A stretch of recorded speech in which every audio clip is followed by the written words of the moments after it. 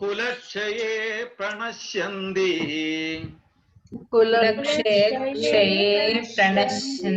കുലധർമാ സനാതനാഃ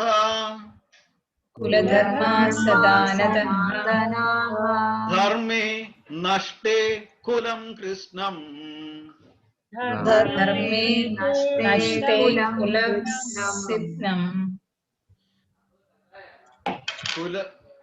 കൃതസ്നം അധർമ്മോ അഭിഭവത്യുതഃ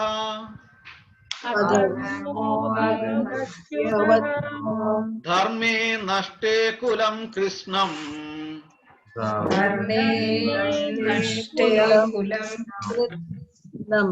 അധർമ്മോ അഭിഭവത്യുതഃ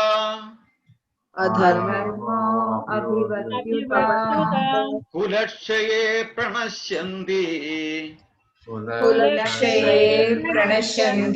കുലധർമാ സനാതനാഃ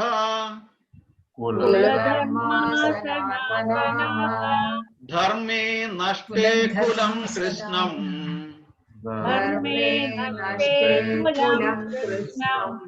അധർമ്മോ അഭിഭവത്യുതഃ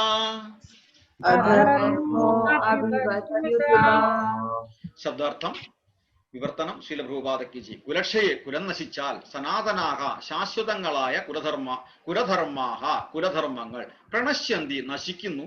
ധർമ്മേ നഷ്ടേ ധർമ്മങ്ങൾ നഷ്ടപ്പെടുമ്പോൾ കൃഷ്ണം കുലം കുലത്തിന് ഒട്ടാകെ അധർമ്മം അധാർമികത ഉദ അഭിഭവതി നേരിടുകയില്ലേ. വിവർത്തനം ആവർത്തനത്തോടെ. ഒരു സംശയം, ഈ അധർമ്മോ വിഭവ്യക്തൂത തന്നെയുള്ളൂ മറ്റേ പുതിയ ബുക്കിലും? എന്തോ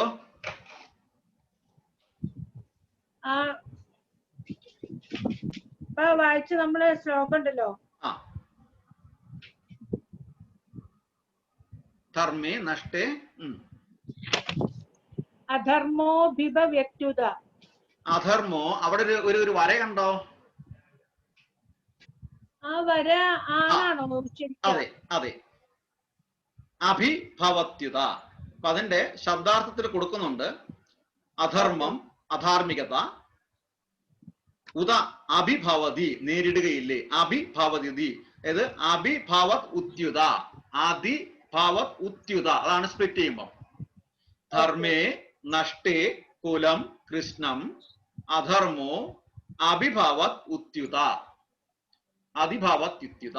ഓക്കെ, മനസ്സിലായില്ലേ? ഓക്കെ. വംശം നശിക്കുന്നതോടുകൂടി ഏറെക്കാലമായി പുലർത്തിപ്പോരുന്ന കുലധർമ്മങ്ങൾ നശിക്കുന്നു. അങ്ങനെ ധർമ്മം നശിക്കുമ്പോൾ വംശത്തിൽ ശേഷിക്കുന്നവർ അധാർമിക കൃത്യങ്ങളിൽ ഏർപ്പെടുന്നു. സുമാരി ആ ശ്ലോകവും വായിച്ച് പിന്നെ ഭാവാർത്ഥവും വായിച്ചോളൂ.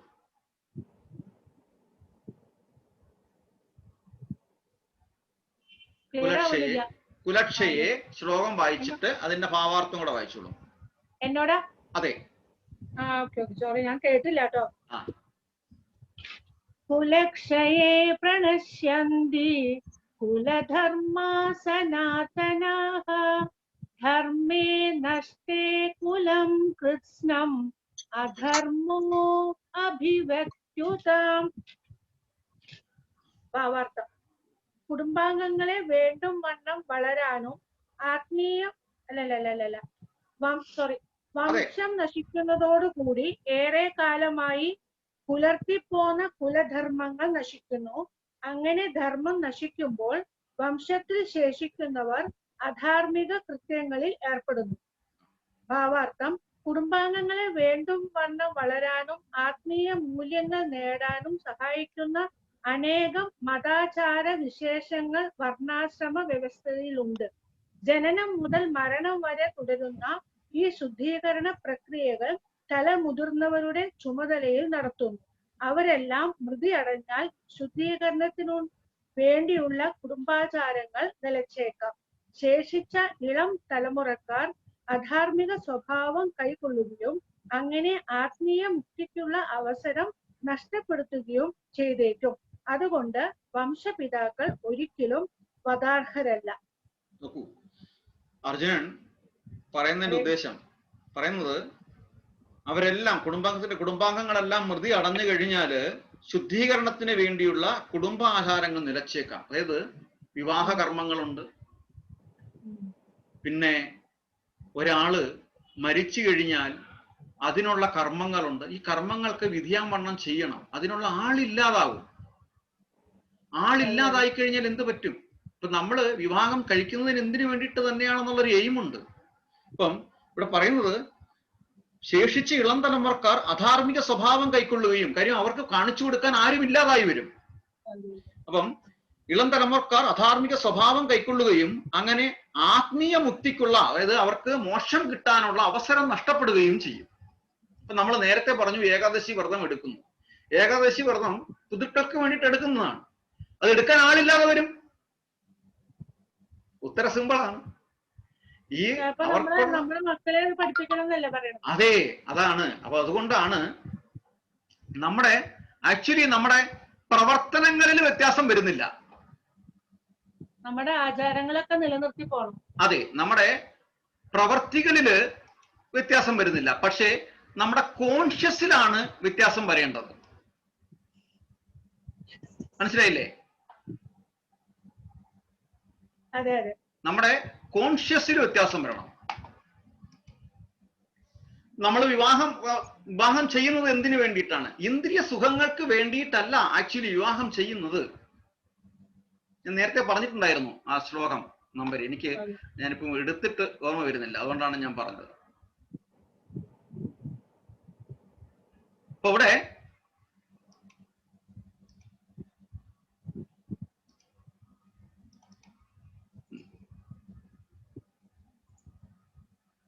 അല്ല, നമ്മുടെ വീട്ടിലൊക്കെ നടത്തി വരുന്ന ഓരോ പൂജകളൊക്കെ ഉണ്ടല്ലോ, അതൊക്കെ നമ്മുടെ കാലം കഴിഞ്ഞാൽ പിന്നെ അതൊക്കെ ശരിക്കും പറഞ്ഞ ഒരു ക്വസ്റ്റ്യൻ മാർക്കാണ്. അപ്പൊ അത് അമ്പലത്തിൽ കൊടുക്കുക, അങ്ങനെയുള്ള ഒരു സംഭവമാണ്. പക്ഷെ അതേ സമയം നമ്മളത് മനസ്സിലാക്കി വന്നാൽ നമുക്കത് നിലനിർത്തി പോണത് ഇത്രയും നല്ലത് തന്നെയാണ്. പക്ഷെ ചില മിക്ക വീട്ടിലതൊന്നും ഇല്ല ഇപ്പൊ. അതെ, അപ്പൊ അവിടെ നമ്മൾ പറയുന്നത്, അപ്പം അടുത്ത ശ്ലോകം കൂടെ വായിച്ചിട്ട് നമുക്ക് നോക്കാം. ഓക്കെ. അപ്പൊ അർജുനൻ പറയുന്നതിന് തെറ്റുകളൊന്നുമില്ല, വളരെ സിമ്പിൾ ആയിട്ടുള്ള കാര്യങ്ങളാണ് പറയുന്നത് ഇവിടെ. അപ്പം ആത്മീയ മുക്തിക്കുള്ള, നമുക്ക് ഋതുക്കൾക്ക് മോക്ഷം കിട്ടാനുള്ള അവസരങ്ങൾ നഷ്ടപ്പെടും. അടുത്ത ശ്ലോകം കൂടെ നമുക്ക് നോക്കാം. അധർമാഭിഭവാത് കൃഷ്ണ, അധർമ്മ അഭിഭവാത് കൃഷ്ണ,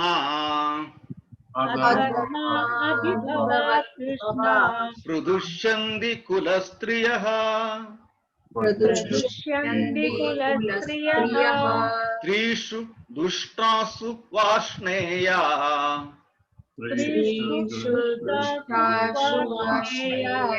ജായതേ വർണ്ണസങ്കരഃ,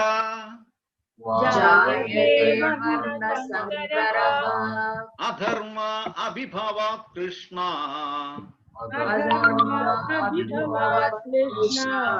പ്രദുഷ്യന്തി കുലസ്ത്രിയഃ, സ്ത്രീഷു ദുഷ്ടാസു വാർഷ്ണേയാ,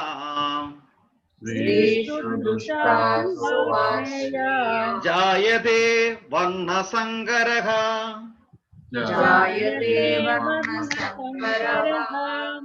ശബ്ദാർത്ഥം വിവർത്തനം ശ്രീല പ്രഭുപാദയ്ക്ക് ജയ്. കൃഷ്ണ, അല്ലയോ കൃഷ്ണ, അധർമ്മ അഭിഭവാത്, അധാർമികതയ്ക്ക് വേണ്ടി അധീനപ്പെട്ട്, കുലസ്ത്രീകൾ പ്രതിഷ്യന്തി ദുഷിക്കുന്നു, സ്ത്രീഷു ദുഷ്ടാസു സ്ത്രീകൾ ചീത്തയാവുമ്പോൾ, വാർഷ്ണേയ ഹേ വിഷ്ണു വംശജേ, വർണ്ണസംഗ്രഹ അനഭിമത ജനനം ജായതേ ഉണ്ടാകുന്നു. അല്ലയോ കൃഷ്ണ, കുലത്തിൽ അധർമ്മം മുന്നിട്ട് നിന്നാൽ സ്ത്രീകൾ ദുഷിച്ചു പോകും. അല്ലയോ വിഷ്ണുകുലത്തിൽ പിറന്നവനെ, സ്ത്രീത്വം ദുഷിച്ചാൽ ആർക്കും വേണ്ടാത്ത കുട്ടികൾ ജനിക്കുന്നു. ഇതിന്റെ ഭാവാർത്ഥം സുധീർ പ്രഭു വായിക്കാമോ? ഹരേ കൃഷ്ണ. ശ്ലോകം കൂടെ വായിച്ചിട്ട് വായിച്ചു. അധർമാഭിവാവാത് കൃഷ്ണ, പ്രദുഷ്യന്തി കുലസ്ത്രിയഃ, സ്ത്രീഷു ദുഷ്ടാസു വാർഷ്ണേയ, ജായതേ വർണ്ണസങ്കരഃ. ഭാവാർത്ഥം ശ്രീലപ്രഭാത്. സമൂഹത്തിൽ സജ്ജനങ്ങൾ കൂടുതലുണ്ടാവണം. അത് ജീവിതത്തിൽ സമാധാനത്തിനും ഐശ്വര്യത്തിനും ആത്മീയ വിശ്വാസത്തിനും കളമൊരുക്കുന്നു. രാജ്യത്തിന്റെയും ജനതയുടെയും പൊതുവായ ആത്മീയോത്കർഷണത്തിനു വേണ്ടി സമൂഹത്തിൽ സജ്ജനങ്ങൾക്ക് പ്രാമുഖ്യമുണ്ടാകത്തക്ക വിധത്തിൽ രൂപീകരിക്കപ്പെട്ടവയാണ് വർണ്ണാശ്രമ ധർമ്മത്തിന്റെ വ്യവസ്ഥകൾ. അത്തരം ഒരു ജനസമൂഹം അതിലെ സ്ത്രീകളുടെ ചാരിത്രത്തെയും വിശ്വാസ്യതയെയും ആശ്രയിച്ചു നിലനിൽക്കുന്നു. കുട്ടികൾ പിഴച്ചു പോകാൻ എളുപ്പമുണ്ട്, സ്ത്രീകൾ അധപതിക്കാനും അത്ര തന്നെ എളുപ്പമുണ്ട്. അതുകൊണ്ട് കുട്ടികളെയും സ്ത്രീകളെയും കുലത്തിലെ പ്രായം ചെന്നവർ രക്ഷിക്കേണ്ടിയിരിക്കുന്നു. വിവിധങ്ങളായ മതാചാരങ്ങളാൽ ഏർപ്പെട്ടുകൊണ്ട് കഴിയുന്ന സ്ത്രീകൾ വഴി പിഴച്ചു പോകാൻ ഇടയില്ല. സ്ത്രീകൾ സാമാന്യമായി ബുദ്ധിമതികളല്ലെന്നും അതുകൊണ്ട് അവരെ വിശ്വസിച്ചുകൂടെന്നും പണ്ഡിതനായ ചാണക്യൻ പറയുന്നു. അങ്ങനെ പാരമ്പര്യമനുസരിച്ചുള്ള വിവിധ ആചാരാനുഷ്ഠാനങ്ങളിൽ എപ്പോഴും ഏർപ്പെട്ടുകൊണ്ടിരിക്കുകയാണെങ്കിൽ അവരുടെ പാതിവൃത്യവും ഭക്തിയും കൊണ്ട് വർണ്ണാശ്രമ ധർമ്മത്തിൽ പങ്കെടുക്കാൻ അർഹതയുള്ള ഒരു ജനതയെ സൃഷ്ടിക്കാം. വർണ്ണാശ്രമ വ്യവസ്ഥ തകർന്നാലാകട്ടെ സ്ത്രീകൾ സ്വതന്ത്രകളായി പുരുഷന്മാരുമായി ഇടപെടുകയും പ്രവർത്തിക്കുകയും ചെയ്ത് അനാവശ്യമായ ജനപ്പരപ്പും ഉണ്ടാക്കിയേക്കും. ഉത്തരവാദിത്തമില്ലാത്ത പുരുഷന്മാരും സമൂഹത്തിൽ വ്യഭിചാരാസക്തി കളർത്തി ജനപ്പെരുപ്പത്തിന് വഴിവെക്കും. മനുഷ്യവർഗത്തെ യുദ്ധവും പകർച്ചവ്യാധിയും അടിക്കടി ക്ഷയിപ്പിക്കാൻ തുടങ്ങും. ഹരേ കൃഷ്ണ. ഹരേ കൃഷ്ണ. വളരെ ഇമ്പോർട്ടൻസ് ആയിട്ടുള്ള പ്രധാനപ്പെട്ട വരികളോടെയാണ് നമ്മൾ പോയത്. ലാസ്റ്റ് വരി ഒന്ന് പറയാം. ഉത്തരവാദിത്തമില്ലാതെ പുരുഷന്മാരും സമൂഹത്തിൽ വ്യഭിചാരാസക്തി വളർത്തി ജനപ്പെരുപ്പത്തിന് വഴിവെക്കും. മനുഷ്യവർഗത്തെ യുദ്ധവും പകർച്ചവ്യാധിയും അടിക്കടി ക്ഷയിപ്പിക്കാൻ തുടങ്ങും. നമ്മള് സമൂഹത്തില് കണ്ട ചില തീരാവ്യാധികൾ നമ്മൾ ഈ വായിച്ച പ്രകാരം ഉണ്ടായതാണ്. നമ്മുടെ ഇന്ദ്രിയ ആസ്വാദനങ്ങൾക്ക് വേണ്ടിയിട്ട് ധർമ്മത്തെ വ്യതിചരിപ്പിക്കുകയും അതിന്റെ പരിണിത ഫലമായിട്ട് സമൂഹത്തിൽ പല രോഗങ്ങൾ ഉണ്ടാവുകയും ചെയ്തു. എത്ര കൃത്യമായിട്ടാണ് ഭഗവാൻ ഇതെല്ലാം പറഞ്ഞു തരുന്നത്. അപ്പൊ അതുകൊണ്ട് അർജുനൻ പറഞ്ഞിരിക്കുന്ന കാര്യങ്ങളെല്ലാം വളരെ സംശുദ്ധമായിട്ടാണ് അർജുനൻ പറയുന്നത്. സ്പോണ്ടേനിയസ് ക്വസ്റ്റ്യൻസ് ആണ്. അതിന്റെ ആൻസർ എല്ലാം ഭഗവാൻ പറഞ്ഞു കൊടുക്കുന്നുമുണ്ട്. അപ്പൊ അതുകൊണ്ടാണ് പറയുന്നത് നല്ലതും ചീത്തയും അറിയാൻ വേണ്ടിയിട്ട് നമുക്കൊരു ഗുരു ആവശ്യമാണ് എന്നുള്ളത്. നമുക്കറിയില്ല എന്താണ് ചെയ്യേണ്ടതെന്നുള്ളത്. ഇവിടെ വീണ്ടും പറഞ്ഞു, ഐശ്വര്യത്തിനും ആത്മീയ വിശ്വാസത്തിനും സമൂഹത്തിൽ സജ്ജനങ്ങൾ കൂടുതൽ ഉണ്ടാവണം. അത് ജീവിതത്തിൽ സമാധാനത്തിനും ഐശ്വര്യത്തിനും ആത്മീയ വിശ്വാസത്തിനും കളമൊരുക്കുന്നു. നമ്മുടെ ആചാര്യന്മാരെല്ലാം അത് തന്നെയാണ് ചെയ്തത്. ശ്രീനാരായണ ഗുരു ആണെങ്കിലും പിന്നെ ചട്ടമ്പി സ്വാമികളൊക്കെ ആണെങ്കിലും ആത്മീയതയെ മുന്നോട്ട് കൊണ്ടുപോകാൻ ശ്രമിച്ചിരുന്നു. ആത്മീയതയുടെ അടിസ്ഥാനമാക്കി മാത്രമേ ഭൗതിക ജീവിതത്തിന് അഭിവൃദ്ധി ഉണ്ടാകാൻ പറ്റുകയുള്ളൂ. ആത്മീയ വിദ്യാഭ്യാസം, വിദ്യ കൊണ്ട് പ്രബുദ്ധരാവാൻ ശ്രീനാരായണ ഗുരു പറഞ്ഞിട്ടുണ്ടെങ്കിൽ ആ വിദ്യ എന്ന് അടിസ്ഥാനപരമായിട്ട് പറഞ്ഞത് ആത്മീയ വിദ്യാഭ്യാസമാണ്.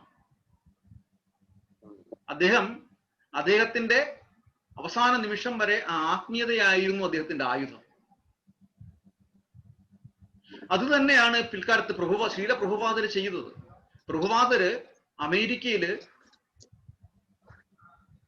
ആത്മീയതയും കൊണ്ടാണ് പോയത്. അവർ ചോദിച്ചു, ഈ വയസ്സുകാലത്ത് ഈ ദുർബല ശരീരത്തിൽ എന്തിനാണ് വന്നതെന്നുള്ളത്. അപ്പൊ പറഞ്ഞ ഉത്തരം ഞാൻ പലപ്പോഴും പറഞ്ഞിട്ടുണ്ട്.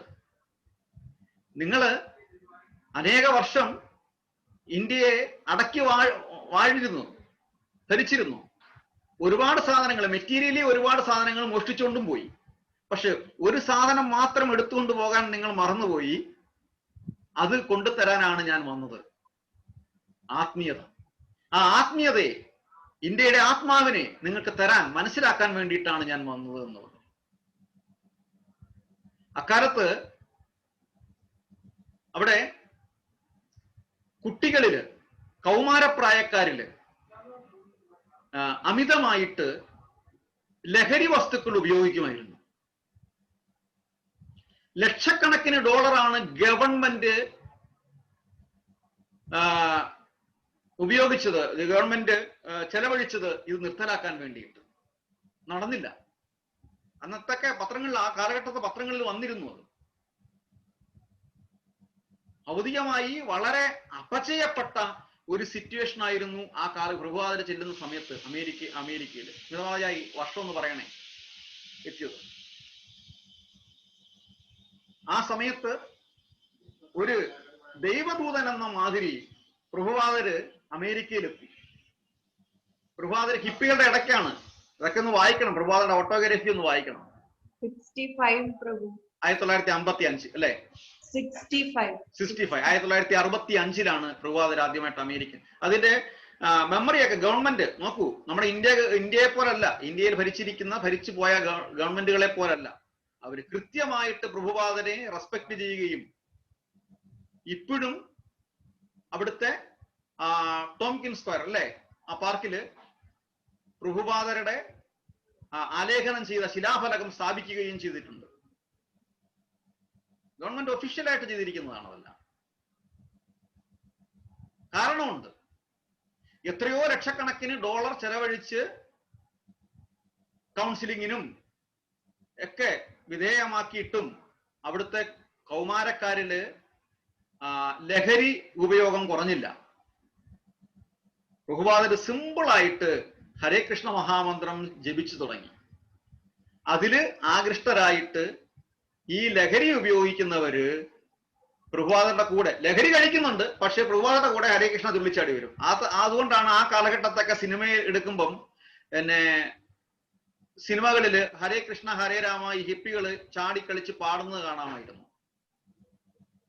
അന്നൊരു ബ്രാൻഡ് നെയിമും വീണു. അതായത് ഇത് ഹിപ്പികളുടേതാണ്, ലഹരി ഉപയോഗിക്കുന്നവരുടേതാണെന്നൊക്കെ അങ്ങനെ ഒരു ബ്രാൻഡ് നെയിം ഒക്കെ വന്നിരുന്നു ഹരേ കൃഷ്ണ പ്രസ്ഥാനത്തിന്.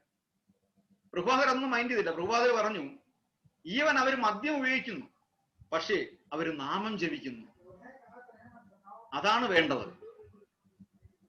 അവര് മറ്റു പ്രവൃത്തികളിൽ ഏർപ്പെടുന്നു, പക്ഷെ അവര് നാമം ജപിക്കുന്നു. പതുക്കെ പതുക്കെ അവരുടെ ലഹരി ഉപയോഗം കുറഞ്ഞു വന്നു. അവർ കംപ്ലീറ്റ് ലഹരി ഉപയോഗത്തിൽ നിന്ന് വിമുക്തരായി. ഗവൺമെന്റ് പ്രഭുപാദരെ ഔദ്യോഗികപൂർവ്വം ആദരിച്ചു.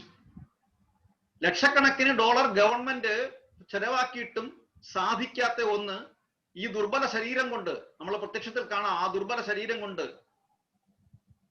69-70 വയസ്സിൽ അമേരിക്കയിൽ ചെന്നിട്ട്, അന്യ രാജ്യത്ത് ചെന്നിട്ട് ആ കുട്ടികൾ സാധിച്ചെടുത്തു എന്നുള്ളതാണ്. ആ കൗമാരപ്രായക്കാരിൽ അവിടാണ് പ്രഭുപാദരുടെ വിജയം. ഇപ്പൊ ആചാര്യന്മാരെല്ലാം ആത്മീയതയിൽ അടിയുറച്ചിരുന്നു. ആത്മീയ വിദ്യാഭ്യാസം കൊണ്ട് മാത്രമേ ഭൗതിക വിദ്യാഭ്യാസത്തിൽ അല്ലെങ്കിൽ ഭൗതിക ജീവിതത്തിൽ പുരോഗമനം ഉണ്ടാവാൻ പറ്റുകയുള്ളൂ. ഇവിടെ പറഞ്ഞിരിക്കുന്നു, ആത്മീയ വിശ്വാസത്തിന് കളമൊരുക്കുന്നു. രാജ്യത്തിന്റെയും ജനങ്ങളുടെയും പൊതുവായ ആത്മീയോത്കൃഷ്ടത്തിന് വേണ്ടി സമൂഹത്തിൽ സജ്ജനങ്ങൾക്ക് പ്രാമുഖ്യമുണ്ടാകണം. അതില്ലാതെ വന്നതിന്റെ റിഫ്ലക്ഷനാണ് ഇന്ന് നമ്മുടെ സമൂഹത്ത് കാണുന്ന അരാജകത്വം. മോഷണം, പിടിച്ചുപറി, ബലാത്സംഗങ്ങള്, പീഡനങ്ങള്. ഞാൻ രണ്ട് വേർഡായിട്ട് തന്നെ യൂസ് ചെയ്യത്തുള്ളൂ, അത് ഡോക്ടർജിക്ക് അറിയാം. ബലാത്സംഗങ്ങള്, പീഡനങ്ങള്, പിന്നെ ഭരണത്തിലുണ്ടാകുന്ന അപാകതകള്, രോഗങ്ങള്, ഇതെല്ലാം ആത്മീയത നഷ്ടപ്പെട്ടിട്ടുണ്ടാവുന്നതാണ്. നോക്കൂ, ചൈനയില് എടുത്തു പറയാം, ആത്മീയതയൊന്നില്ല, അവിടെ പറഞ്ഞിട്ടില്ല. അവിടെ കമ്മ്യൂണിസത്തിന്റെ അതിപ്രസരമാണ്. ഞാൻ മറ്റൊന്നും പറയുന്നതല്ല, ഭഗവത്ഗീത മെസ്സേജ് വെച്ച് ഞാൻ പറയുന്നതാണ്. മനുഷ്യന് യാതൊരു മൂല്യവും കൊടുത്തിട്ടില്ല. എന്തായി? അടിക്കടി അവിടെ രോഗങ്ങൾ ഉണ്ടാകുന്നു, ജനങ്ങൾ പട്ടിണിയിലാണ്, അരാജകത്വമാണ്. ഭാരതത്തിനൊരു മൂല്യമുണ്ട്, അത് നശിപ്പിക്കാൻ ശ്രമിച്ചിരുന്നു. പക്ഷേ ആ മൂല്യം ഇപ്പോഴും നിലനിൽക്കുന്നത് കൊണ്ടാണ് നമുക്ക് ലോകരാജ്യങ്ങളുടെ മുന്നിൽ ഒന്നാമനായിട്ട് തല ഉയർത്തി നിൽക്കുന്നത്. കാര്യം, ഒരു ആത്മീയത. പണ്ട് വർഷങ്ങൾക്ക് മുമ്പ് അമേരിക്കയില് വേൾഡ് ഹിന്ദു ഓർഗനൈസേഷനിൽ ബ്രിട്ടീഷ് ഗവൺമെന്റ് ഔദ്യോഗികമായി സംബന്ധിച്ചിരുന്നു. അതിൽ അവർ പറഞ്ഞത്, ഞങ്ങൾക്കില്ലാത്ത ധാർമ്മിക മൂല്യങ്ങളാണ് നിങ്ങൾക്കുള്ളത്. ആദ്യമേ അവർ പറഞ്ഞത്, പൂർവികർക്ക് വേണ്ടിയിട്ട് ഞങ്ങള് നിങ്ങളോട് ക്ഷമ ചോദിക്കുന്നു. കാര്യം, വർഷങ്ങളോളം അനാവശ്യമായി നിങ്ങളെ പിടിച്ചു വച്ചിരുന്നു. അതിന് ഞങ്ങൾ ക്ഷമ ചോദിക്കുന്നു. മാതാപിതാക്കളും കുട്ടികളുമായിട്ടുള്ള ഒരു ബന്ധം അത് വളരെ ശക്തിമത്താണ്, നല്ലൊരു റിലേഷൻഷിപ്പാണ്, സ്ട്രോങ് ആണ്, പരസ്പര വിധേയത്വത്തിലൂടെയാണ്. അത് നിങ്ങൾ ഒരിക്കലും നഷ്ടപ്പെടുത്തരുത് എന്നാണ് അവർ പറഞ്ഞത്. ആ ഒരു ബന്ധം സുദൃഢമാക്കിയത് നമ്മുടെ ധർമ്മം കൊണ്ടാണ്, നമ്മുടെ സനാതന ധർമ്മം കൊണ്ടാണ്. നമ്മുടെ ചരിത്ര പുരുഷന്മാരിലൂടെ പോയി കഴിഞ്ഞാൽ നമുക്കത് മനസ്സിലാക്കാൻ പറ്റും. അതില്ലാതെ വന്നു കഴിഞ്ഞാൽ മൂല്യം നഷ്ടപ്പെടും. അതുകൊണ്ടാണ് ആവശ്യമില്ലാത്ത ജനപ്പെരുപ്പം ഉണ്ടാകും. ആ ജനപ്പെരുപ്പത്തിലൂടെ ആവശ്യമില്ലാതെ രോഗവർദ്ധനകൾ ഉണ്ടാകും, മാറാരോഗങ്ങൾ ഉണ്ടാകും. കൃത്യമായിട്ട് ഭഗവത്ഗീത പറയുന്നതാണ് മാറാരോഗം ഉണ്ടാകും എന്നുള്ളത്. പൂർവികരുടെ മോക്ഷത്തിന് വേണ്ടിയിട്ട് നമുക്കൊന്നും ചെയ്യാൻ പറ്റാതെ വരും. ഇവിടെ നമുക്ക് നമ്മുടെ ദൈനംദിന ജീവിതത്തിൽ ഒന്നും വ്യത്യാസം വരുത്തേണ്ട, അതായത് ഒന്നും നിർത്തേണ്ട ആവശ്യമില്ല. ചെറിയൊരു കോൺഷ്യസ് മാത്രം മാറ്റിയാൽ മതി. ഇത് നമ്മുടെ ആ ജീവിതത്തിന്റെ മൂല്യത്തിന് ചെറിയൊരു വ്യത്യാസം വരുത്തണം. നമ്മുടെ ആ മെറ്റീരിയലിസ്റ്റിക് ലൈഫിൽ നിന്ന് നേരെ ഒരു ടേണിങ് സ്പിരിച്വലിസ്റ്റിക് ലൈഫ്. ഇപ്പൊ രണ്ട് ലൈഫാണുള്ളത്, ഒന്ന് മെറ്റീരിയലിസ്റ്റിക് ലൈഫ്, മറ്റൊന്ന് സ്പിരിച്വലിസ്റ്റിക് ലൈഫ്. നമ്മൾ കാഷായ വസ്ത്രം ഇടുന്നില്ല,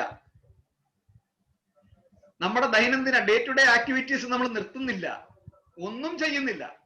പക്ഷേ നമ്മുടെ കോൺഷ്യസിനെ മാത്രം നമ്മൾ മാറ്റുന്നു.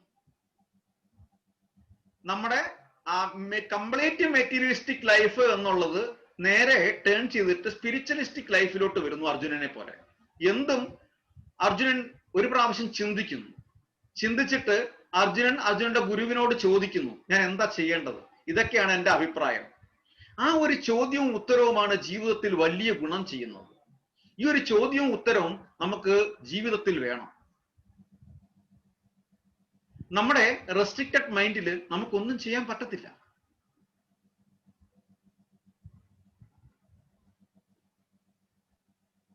നമ്മൾ പറയും അമേരിക്ക കണ്ടുപിടിച്ചത് ആരാണെന്ന് ചോദിച്ചു കഴിഞ്ഞാൽ എന്ത് പറയും?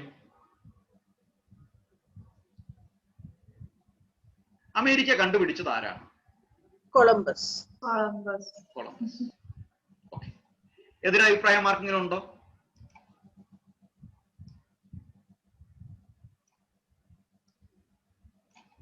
ഹരേ കൃഷ്ണ. സുധീഷ് ജി,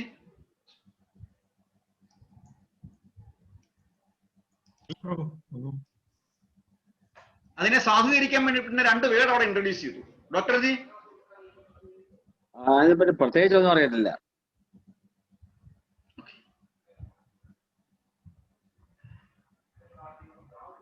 എന്തെങ്കിലും അപ്പൊ അതിനെ രണ്ട് വേർഡ് ഇൻട്രൊഡ്യൂസ് ചെയ്യേണ്ടി വന്നു.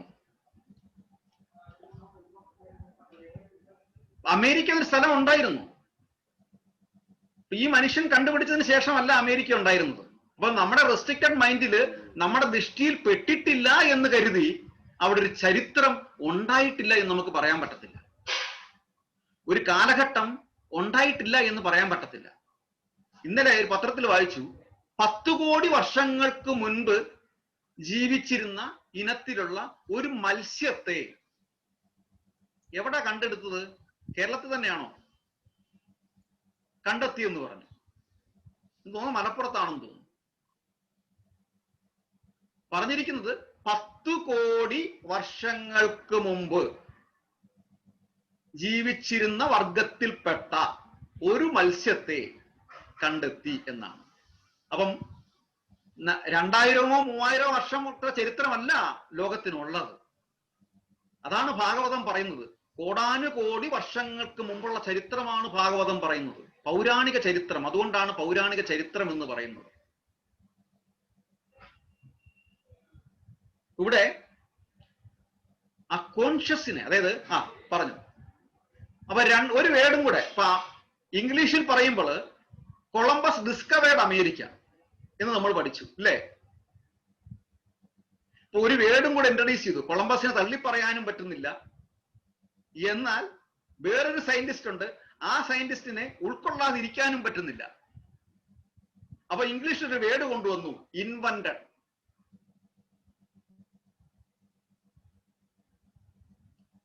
Americo Vespucci invented America and Columbus discovered America. അപ്പൊ അവിടെ ആദ്യമായിട്ട് പോയത് അമേരിക്കോ വെസ്പൂച്ചിയാണ്. അദ്ദേഹത്തിന്റെ സ്മരണാർത്ഥമാണ് അമേരിക്ക എന്ന് പേര് വന്നത്, അമേരിക്കോ വെസ്പൂച്ചി. ഇതാണ് ചരിത്രം. അപ്പൊ നമ്മുടെ എല്ലാം ഉള്ളത് റെസ്ട്രിക്റ്റഡ് ബ്രെയിൻ ആണ്. എപ്പോൾ ഒരാൾ കണ്ടുപിടിച്ചോ അപ്പോൾ മാത്രമേ ഇത് ഉണ്ടാകുന്നു എന്ന് പറയാൻ പറ്റുന്നില്ല. ഒരു ചെറിയ കുട്ടി, 4 വയസ്സോ 5 വയസ്സോ ഉള്ള ഒരു കുട്ടി, 4 വയസ്സോ 5 വയസ്സോ ഉള്ള ഒരു കുട്ടി, വർഷങ്ങൾക്ക് മുമ്പ് ഞാൻ ആ കുട്ടിയെ കാണുമ്പം ആ കുട്ടി മണലിൽ കളിക്കുകയാണ്. ഇപ്പം നമ്മുടെ മാച്ച് ബോക്സിലുള്ള തീപ്പെട്ടി, ആ തീപ്പെട്ടിയിലെ ബോക്സിൽ ഇങ്ങനെ വെച്ചിട്ട് എന്താ കളിക്കുന്നത്? ലോറി കളിക്കുകയാണ്. സാധാരണ കുട്ടികൾക്ക് ഉണ്ടാകുന്നതാണല്ലോ വണ്ടി കളിക്കുക എന്നൊക്കെ പറയുന്നത്. ഇപ്പോഴാണ് കമ്പ്യൂട്ടറും കാര്യങ്ങളും ഒക്കെ വരുന്നത്. വർഷങ്ങൾക്ക് മുമ്പ് കണ്ട ഒരു ചരിത്രമാണ് പറയുന്നത്.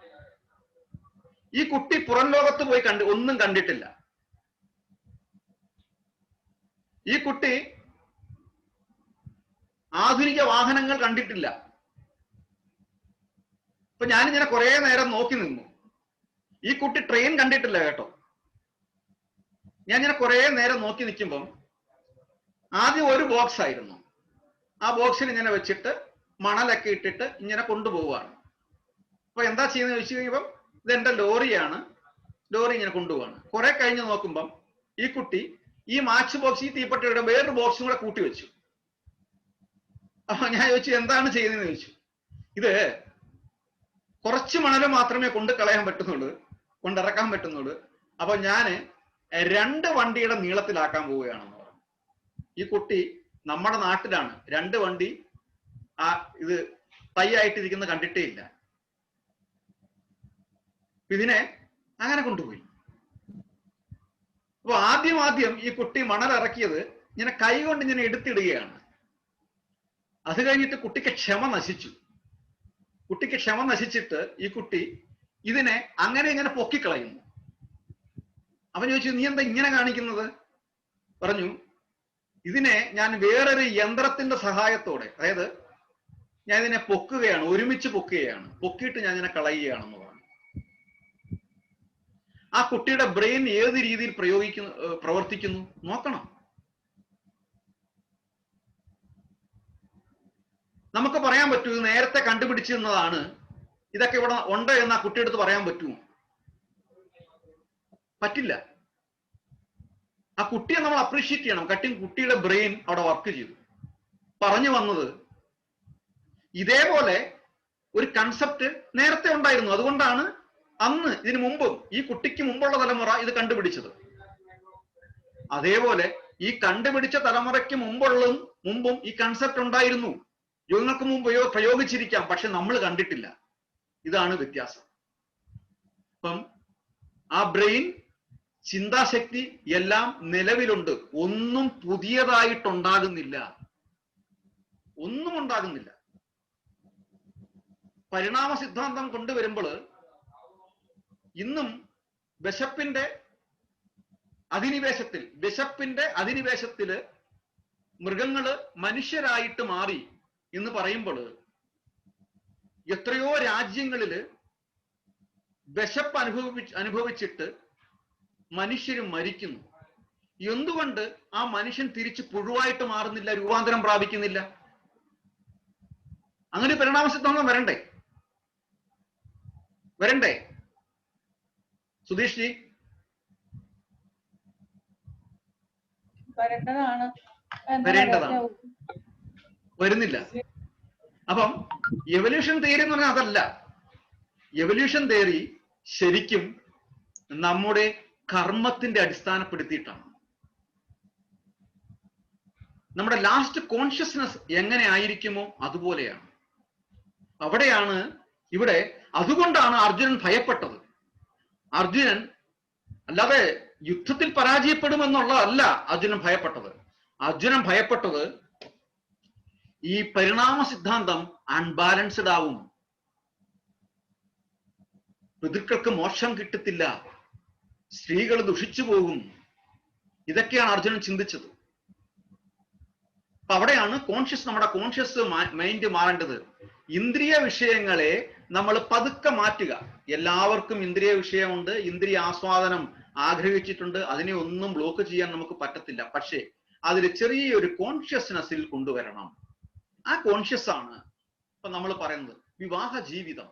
വിവാഹ ജീവിതം എന്ന് പറയുമ്പോൾ സാധാരണഗതിയിൽ നമ്മൾ ചിന്തിക്കുന്നത് ഇന്ദ്രിയമായിട്ട് ഭൗതികതയിൽ ആസ്വദിക്കാൻ വേണ്ടിയിട്ടുള്ള ഒരു കൺസെപ്റ്റ് വിവാഹം. സമൂഹത്തില് ലൈസൻസോടെ ഒരു ഇന്ദ്രിയാസക്തി പൂർത്തീകരിക്കാനുള്ള ഒരു ചടങ്ങ് അല്ല. അവിടെയാണ് വരുന്നത് എന്തിനാണ് ഭാര്യ, എന്തിനാണ് വിവാഹം ചെയ്യുന്നത്? പുത്ര പിണ്ടോദക പ്രയോജനം, പുത്രപിണ്ഡം പ്രയോജനം, പുത്രപിണ്ഡം പ്രയോജനം. അതായത് നമുക്ക് ഒരു പുത്രൻ ഉണ്ടാവാൻ വേണ്ടിയിട്ട്, ഒരു സത്പുത്രൻ ഉണ്ടാകാൻ വേണ്ടിയിട്ടാണ്. സത്പുത്രൻ എന്ന് പറഞ്ഞാൽ പുത്രി, അതായത് കുട്ടികൾ ഉണ്ടാകാൻ വേണ്ടിയിട്ടാണ്. ഒരു സത്പുത്രൻ ഉണ്ടാകാൻ വേണ്ടിയിട്ടാണ് നമ്മൾ വിവാഹം ചെയ്യുന്നത്. ആ ഒരു കോൺഷ്യസ് ആണ് നമുക്ക് ജീവിതത്തിൽ വേണ്ടത്. നമുക്ക് ഒരു ഒബ്ജക്റ്റീവ് ഉണ്ടായിരിക്കണം. അപ്പൊ അങ്ങനെ വരുമ്പോൾ ആ സത്പുത്രൻ ഉണ്ടാകണം എന്നുള്ളതായിരിക്കും നമ്മുടെ ഇന്ദ്രിയ ആസ്വാദനത്തിന്റെ ഇടയ്ക്കും നമ്മുടെ കോൺഷ്യസ് ഉണ്ടാകുന്നത്. നമുക്ക് നല്ല ഒരു പുത്രനെ അല്ലെങ്കിൽ നല്ല ഒരു പുത്രിയെ നമുക്ക് കിട്ടണം. ആ ഒരു കോൺഷ്യസ് ഉണ്ടാകുമ്പോൾ ആ കോൺഷ്യസിന്റെ പരിണിത ഫലമായിട്ടായിരിക്കും ആ കുട്ടി ഉണ്ടാകുന്നത്. ഇല്ല എന്നുണ്ടെങ്കിൽ നമുക്ക് മോക്ഷം കിട്ടാൻ വേണ്ടിയിട്ട് ഈ കുട്ടി ചെയ്യത്തില്ല. നമ്മുടെ നാട്ടിലെ മിത്രാനന്ദനെ പോലെയും നമ്മുടെ രേഷ്മയെ പോലെയൊക്കെ അവര് വ്യതിചരിച്ചു പോകും, വഴിവിട്ടു പോകും. ഇത് എഴുതി വെച്ചോക്കണം. ഇവരുടെ എല്ലാം ജീവിതം അവസാനം പരാജയമായിരിക്കും. ഇവിടെ അപ്പൊ അതുകൊണ്ട് പുത്രപിണ്ഡം പ്രയോജനം, പുത്രപിണ്ഡം, നമ്മൾ പിണ്ഡക്രിയകൾ ചെയ്യാൻ നമുക്കൊരു കുട്ടിയെ വേണം. അപ്പം അങ്ങനെ ആത്മീയമായി ഒരു കുട്ടിയെ വളർത്തിയെടുക്കണം എന്നുണ്ടെങ്കിൽ ആത്മീയമായി ആദ്യം നമ്മൾ വിദ്യാഭ്യാസം കൊണ്ട്, ആത്മീയ വിദ്യാഭ്യാസം കൊണ്ട് നമ്മൾ പ്രബുദ്ധരാകണം. അങ്ങനെ ഉണ്ടാകുമ്പോൾ ആ ആത്മീയതയുടെ ഫലമായിട്ട് നമുക്ക് തീർച്ചയായിട്ടും നമുക്ക് നല്ല ഒരു സത്പുത്രനെ അല്ലെങ്കിൽ സത്പുത്രിയെ കിട്ടും. അളന്ന് കുറിച്ച് അനലൈസ് എഴുതി വെച്ചിരിക്കുന്നതാണല്ലോ. ഓരോ കുടുംബങ്ങളെയും ഞാൻ പരിശോധിച്ചു. പല കുടുംബങ്ങളും നമ്മുടെ നാട്ടിൽ പരാജയമാണ്. നല്ല രീതിയിൽ വളർന്നു വന്ന അല്ലെങ്കിൽ സാമ്പത്തികം കൊണ്ടും ആഢ്യത്വം കൊണ്ടും നല്ല രീതിയിൽ വന്ന പല കുടുംബങ്ങളും ഇപ്പോൾ നാശത്തിന്റെ വക്കിലാണ്. എങ്ങനെയൊക്കെയോ മക്കൾ ആയിരിക്കുകയാണ്. ഇതെല്ലാം അനലൈസ് വരുമ്പം ഇവിടെ എല്ലാം ആത്മീയത നഷ്ടപ്പെടുന്നു എന്ന് കണ്ടെത്തി. ആത്മീയത നഷ്ടപ്പെടുമ്പോൾ ഭൗതികമായിട്ടുള്ള വിദ്യാഭ്യാസവും കൂടി അവർക്ക് നഷ്ടപ്പെടുന്നു. അതേസമയം പല ദാരിദ്ര്യത്തിൽ അനുഭവപ്പെട്ട പല കുടുംബങ്ങളും വളർന്നു വലുതായി ഉന്നതമായ വിദ്യാഭ്യാസത്തിലെത്തി, ഉന്നതമായ സ്ഥാനങ്ങളിലും എത്തി. അതും അനലൈസ് ചെയ്തു. ആ മാതാപിതാക്കള് ആത്മീയമായിട്ടാണ് ആ കുട്ടികളെ വളർത്തിയത്. അവർക്ക് വേറൊന്നും കൊടുക്കാനില്ലായിരുന്നു. ആ അച്ഛനും അമ്മയ്ക്കും സ്പെഷ്യലായിട്ട് ട്യൂഷൻ വിദ്യാഭ്യാസം കൊടുക്കാൻ സാമ്പത്തികമായിട്ട് അനുവദിച്ചിരുന്നില്ല. നല്ലൊരു ആഹാരം കൊടുക്കാൻ അനുവദിച്ചിരുന്നില്ല. എന്തിനു പറയാൻ നല്ലൊരു വസ്ത്രം കൊടുക്കാൻ അനുവദിച്ചിരുന്നില്ല. അതേസമയം അവർ കൊടുത്തത് ഒന്നായിരുന്നു. രാവിലെ കുളിക്കുന്നു, വെറുതെ ഒരു കുറിയിടുന്നു, ഭഗവാനെ വിളിക്കുന്നു, ഹരിയുടെ നാമം പറയുന്നു.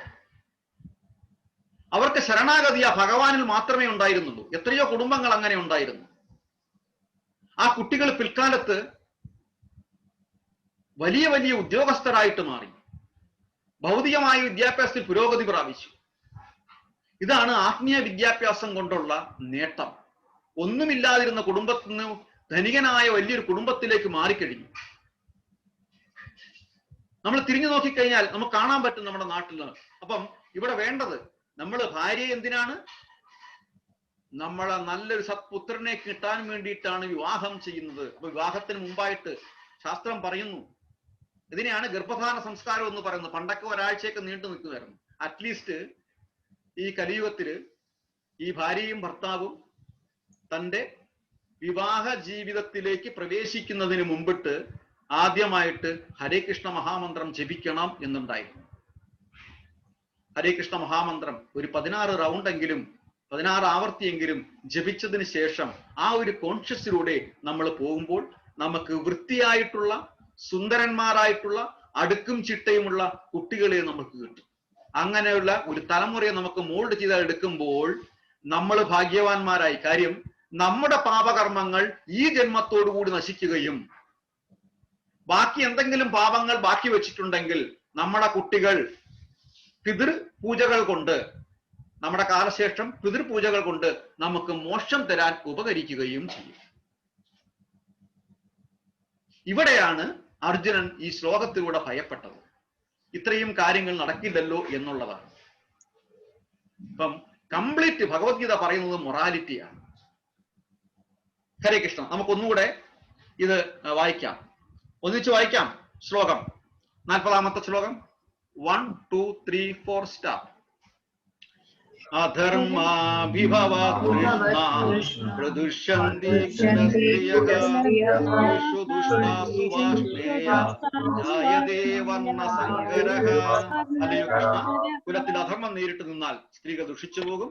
അല്ലയോ വിഷ്ണുകുലത്തിൽ പിറന്നവനെ, സ്ത്രീത്വം ദുഷിച്ചാൽ ആർക്കും വേണ്ടാത്ത കുട്ടികൾ ജനിക്കുന്നു. ഹരേ കൃഷ്ണ.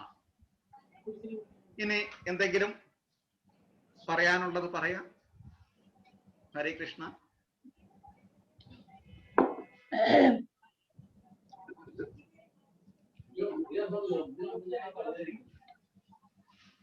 ചന്തു ഇന്ന് പാടാൻ റെഡിയാണോ?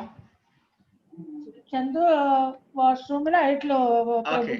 ഓക്കെ. സുധീഷ് ജി, ഡോക്ടർ ജിയും ഇതിന്റെ വാദപ്രതിവാദങ്ങളിലേക്ക് കൊണ്ടുവരാം. ഹരേ കൃഷ്ണ. സബ്ജക്ട് ഡോക്ടർ ജി മ്യൂട്ടാണ്. ഇടയ്ക്ക് കയറിയുണ്ട് നമുക്കൊരു ഇല്ലാത്ത പോലെ. അന്നേരമാണ് തുടങ്ങിയതേ. അതെ. പറഞ്ഞോളൂ. സുധീഷിക്ക് പറയാൻ കാണും. തീർച്ചയായിട്ടും പറയാം.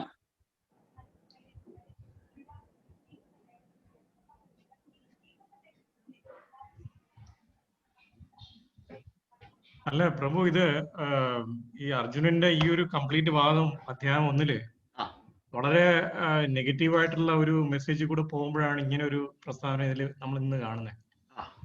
അത് ഒരിക്കലും നമുക്കും തള്ളി പറയാൻ പറ്റാത്ത ഒരു വിഷയമാണ് ഇപ്പൊ പുള്ളി സംസാരിച്ചിരിക്കുന്നത്, അല്ലെ? അദ്ദേഹം പറഞ്ഞേക്കുന്നത് അത് ഒരു ഈ ഒരു 40ാമത്തെ 6 ശ്ലോകം കൂടെ ഉള്ളെന്ന് അല്ലെ? 6 ശ്ലോകം കഴിയുമ്പോഴത്തേക്കും.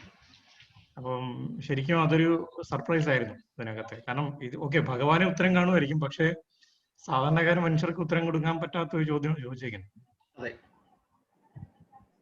അതെ. അതുകൊണ്ടാണ് പറഞ്ഞത് നമ്മുടെ ജീവിതത്തിൽ നമുക്കൊരു ഗുരു ആവശ്യമാണ് എന്ന് പറഞ്ഞത്.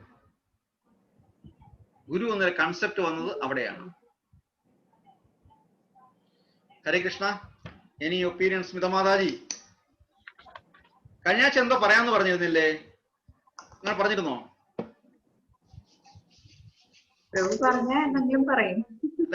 എന്തെങ്കിലും പറയാമെന്ന് പറഞ്ഞിരുന്നോ? ഇല്ല. ഓക്കെ, പറയാം. എന്റെ സെഷൻ കഴിഞ്ഞു. 5 മിനിറ്റ്. നമ്മളെ എല്ലാവരുടെയും ജീവിതത്തില് ബുദ്ധിമുട്ടുകളുണ്ട്. അതിലൊരു ബുദ്ധിമുട്ടുകൾ നമ്മൾ എപ്പോഴും കാണുന്നത് ഈ ബന്ധങ്ങളിൽ ഉണ്ടാവുന്ന വിള്ളിച്ചകൾ, ഡിഫറൻസ് ഓഫ് ഒപ്പീനിയൻ ആണ്. തലേ ദിവസം വരെ നല്ല രീതിയിൽ പോയിട്ടുണ്ടായിരുന്ന ഒരു ബന്ധം പിറ്റേ ദിവസം രാവിലെ ആവുമ്പോൾ രണ്ടുപേരും സംസാരിക്കാതാവുന്ന ഒരു സിറ്റുവേഷൻ. ഈ കലികാലത്തിന്റെ ഒരു പ്രത്യേകതയാണ്. ഇപ്പൊ 2 ആൾക്കാരുണ്ട്, രണ്ടും നല്ല ആൾക്കാരാണെന്നുണ്ടെങ്കിൽ പോലും രണ്ടുപേരും ഒരുമിച്ച് താമസിക്കുകയാണെന്നുണ്ടെങ്കിൽ, ഒരു പ്രശ്നവും ഇല്ലാതെ പോവുകയാണെന്നുണ്ടെങ്കിൽ കൂടെ വെറുതെ തോന്നും, എന്തുകൊണ്ടാണ് അയാൾ ഷർട്ടിന്റെ ബട്ടൺ ഇങ്ങനെ ഇട്ടത്, അങ്ങനെ ഇടായിരുന്നില്ലേ എന്ന് പറഞ്ഞിട്ട് അത്രയും ചെറിയ കാര്യങ്ങൾക്ക് പോലും നമ്മൾക്ക് ഡിഫറൻസ് ഓഫ് ഒപ്പീനിയൻ ഉണ്ടാവുന്ന കാലമാണ് ഈ കലികാലം എന്ന് പറയുന്നത്. അപ്പോ ഭഗവാൻ പറഞ്ഞിരിക്കുന്നത് നമ്മൾക്ക് ഡിഫിക്കൽട്ടീസ് ഉണ്ടാവുമ്പോ എന്താണ് നമ്മള് 5 കാര്യങ്ങൾ നമ്മൾ ചിന്തിക്കണം. ആ 5 കാര്യങ്ങളില് ആദ്യത്തെ കാര്യം നമ്മള് ഐ ആം റെസ്പോൺസിബിൾ. നമ്മൾ എപ്പോഴും എങ്ങനെ ചിന്തിക്കുക, മറ്റുള്ളവരാൾ എന്തോ ചെയ്തതുകൊണ്ടാണ്, അവര് ശരിയല്ലാത്തത് കൊണ്ടാണ് എന്തോ സംഭവിച്ചതെന്നാണ് നമ്മൾ സാധാരണ ചിന്തിക്കുക. അപ്പൊ ഭഗവാൻ ഭാഗവതത്തിൽ പറഞ്ഞിരിക്കുന്ന 5 കാര്യങ്ങളാണ് നമ്മുടെ ജീവിതത്തിൽ എന്ത് ഡിഫിക്കൾട്ട് സിറ്റുവേഷൻ വരുമ്പോഴും ഈ 5 കാര്യങ്ങൾ ആലോചിക്കാനാണ് ഭഗവാൻ പറഞ്ഞിരിക്കുന്നത്. First one, I am responsible. ഞാനാണ് ഉത്തരവാദി, ഓപ്പോസിറ്റ് നിൽക്കുന്ന ആളല്ല. രണ്ടാമത്തെ കാര്യം പറഞ്ഞിരിക്കുന്നത് അതർ പാർട്ടി, അതായത് ഓപ്പോസിറ്റ് നിൽക്കുന്ന നമുക്ക് വിഷമം തരുന്ന ആ വ്യക്തി അല്ലെങ്കിൽ ആരാണോ അവരോട് ഞാന് എന്താ പറയാ, കടപ്പെട്ടവരാണ്. കാരണം എന്താണ്, നമ്മുടെ കർമ്മം കുറയ്ക്കാൻ വേണ്ടിയിട്ട് അവര് ഭഗവാന്റെ റെപ്രസെന്റേറ്റീവ് ആവുകയാണ്. അപ്പൊ ആദ്യത്തെ കാര്യം ഞാൻ പറഞ്ഞു, 5 കാര്യങ്ങളാണ് നമ്മൾ ജീവിതത്തിൽ ഡിഫിക്കൽട്ടീസ് വരുമ്പോ, പ്രശ്നങ്ങൾ വരുമ്പോ ആലോചിക്കേണ്ടത്. ആദ്യത്തെ കാര്യം, ഞാൻ തന്നെയാണ് ഉത്തരവാദി. രണ്ടാമത്തെ കാര്യം, ഏത് വ്യക്തിയെ കൊണ്ടാണോ നമുക്ക് ബുദ്ധിമുട്ടുണ്ടാവുന്നത് അവരെ നമ്മള് റെസ്പെക്ട് ചെയ്യണം. കാരണം നമ്മുടെ കർമ്മം ബേൺ ചെയ്യാൻ വേണ്ടിയിട്ട് അല്ലെങ്കിൽ നശിപ്പിച്ചു കളയാൻ വേണ്ടിയിട്ട് അവരെ ഒരു മീഡിയം ആവുകയാണ്, ഭഗവാന്റെ ഒരു മീഡിയം ആവുകയാണ്. ഓക്കെ. മൂന്നാമത്തെ കാര്യം, നമ്മൾക്ക് എന്ത് നല്ലത് വരുന്നോ, നല്ലത് നമുക്ക് ഭഗവാൻ തന്നിട്ടുണ്ടോ, അതെല്ലാം എനിക്ക് കിട്ടേണ്ടതല്ല, പക്ഷെ ഭഗവാന്റെ കൃപ കൊണ്ട് കിട്ടിയതാണ്. നാലാമത്തെ കാര്യം, എന്തൊക്കെ ബുദ്ധിമുട്ടുകൾ എനിക്ക് വരുന്നോ അത് സത്യത്തിൽ 1000 മടങ്ങ് കൂടുതൽ ഞാൻ അനുഭവിക്കേണ്ടതാണ്, പക്ഷെ ഭഗവാന്റെ ദയ കൊണ്ട് അത് വളരെ ചുരുക്കമായിട്ട് ഭഗവാൻ തന്നിരിക്കുകയാണ്. അഞ്ചാമത്തെ കാര്യം, നമ്മൾ ആലോചിക്കണം, ഈ ഫുൾ സിറ്റുവേഷൻ അല്ലെങ്കിൽ ഈ പരിതസ്ഥിതി ഭഗവാൻ ഉണ്ടാക്കിയിരിക്കുന്നത് നമ്മളുടെ കർമ്മങ്ങളെല്ലാം പെട്ടെന്ന് തീർന്നിട്ട് എത്രയും പെട്ടെന്ന് ഭഗവത് ധാമത്തിലേക്ക് തിരിച്ചു പോവാൻ വേണ്ടിയിട്ടാണ്. ഇപ്പൊ ഞാൻ 5 കാര്യങ്ങൾ പറഞ്ഞു. നമ്മള് ഡിഫിക്കൾട്ട് സിറ്റുവേഷനിലായിരിക്കുന്ന സമയത്ത് ഈ 5 കാര്യങ്ങളാണ് നമ്മൾ ചിന്തിക്കേണ്ടത്. ആദ്യത്തെ കാര്യം ഞാൻ പറഞ്ഞത്, I am responsible, not others. രണ്ടാമത്തെ കാര്യം, the other party is kind enough to become medium of Supreme Lord. എന്തിനു വേണ്ടിയിട്ട്? To burn our karma. So we should be grateful to them. അതാണ് രണ്ടാമത്തെ പോയിന്റ്. മൂന്നാമത്തെ point, whatever good that has come to my life is a mercy of the Lord. ഞാൻ അത്രയും deserve ചെയ്യുന്നില്ല, പക്ഷെ ഭഗവാൻ എനിക്ക് മേഴ്സിയോടുകൂടെ തന്നതാണ്. നാലാമത്തെ കാര്യം, whatever distress that has come to me has been reduced by the mercy of the Lord. ഭഗവാൻ കുറച്ചതാണ്. അഞ്ചാമത്തെ കാര്യം, ഈ കഷ്ടതകളെല്ലാം വന്നിരിക്കുന്നത് നമ്മൾ തിരിച്ച് പെട്ടെന്ന് തന്നെ ഭഗവത് ധാമത്തിലേക്ക് പോവാൻ വേണ്ടിയിട്ടാണ്. ഇതിന്റെ ശ്ലോകം Shrimad Bhagavatam 10th canto 14th chapter 8th ശ്ലോക. തത്തേനു കമ്പാം സുസുമീക്ഷമാണോ ഭുഞ്ചാന ഏവാത്മ കൃതം വിപാകം ഹൃദ്വാഗ് ബബുർബിർ വിദദാൻ നമസ്തേ ജീവേദ യോ മുക്തി പദേസ ദയാവ. Purport by Srila Prabhupada. Jai Srila Prabhupada. The purport of this verse is that when a devotee is in a calamitous condition, he takes it as a benediction of the Supreme Lord and takes responsibility himself for his past misdeeds.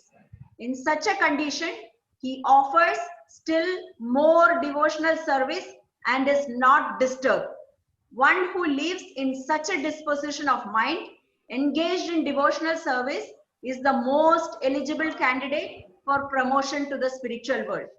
ഭഗവാൻ പറഞ്ഞിരിക്കുന്നത്, ഏതൊക്കെ വിഷമഘട്ടത്തിലായാലും എന്നെ വിടാതെ കൈപിടിക്കുന്നവരാണ് എന്റെ ധാമത്തിലേക്ക് തിരിച്ചു വരാൻ യോഗ്യതയുള്ളവര്. ഹരേ കൃഷ്ണ പ്രഭു.